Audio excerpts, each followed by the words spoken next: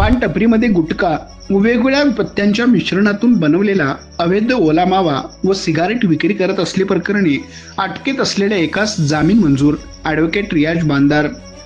दिनांक 18 जुलै 2025 रोजी पान टपरीमध्ये सुगंधी सुपारी, तंबाखू तसेच वेगवेगळ्या पत्त्यांचे व तंबाखूंच्या मिश्रणातून बनवलेला ओला मावा व सिगारेट लोकांच्या जीवितास अपायकारक, हानिकारक व विषारी असल्याचे माहीत असूनही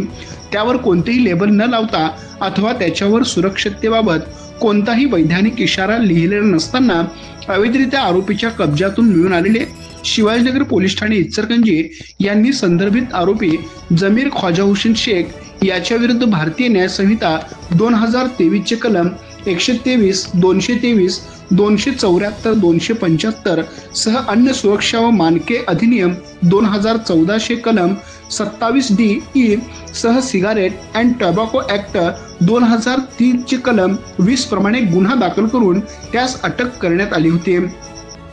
सदरकामी पोलिसांनी आरोपीस अटक करून न्यायालयात हजर केले असता न्यायालयामार्फत त्याची न्यायालयीन कोठडीत रवानगी करण्यात आली होती. सदरकामी आरोपी पक्षातर्फे ॲडव्होकेट रियाज बांदार यांनी मान्य जिल्हा व सत्र न्यायाधीश इचलकरंजी यांच्या न्यायालयामध्ये जामीन अर्ज दाखल केला होता. सदर जामीन अर्जावर सुनावणी होऊन आरोपीच्या वतीने त्यांचे वकील ॲडव्होकेट रियाज रफिक बांदार यांनी आरोपी विरुद्ध दाखल गुन्ह्यामध्ये अन्न सुरक्षा अधिकारी यांनी फिर्याद दाखल केली नसल्याचा व पोलिसांनी आरोपीस अटक करण्यापूर्वी अन्न सुरक्षा अधिकारी यांना पाचारण न करता आरोपीस अटक करून चुकीची कारवाई केली असल्याचा युक्तिवाद ग्राह्य मानून मान्य न्यायालयाने आरोपीस सशर्त जामीन मंजूर केला.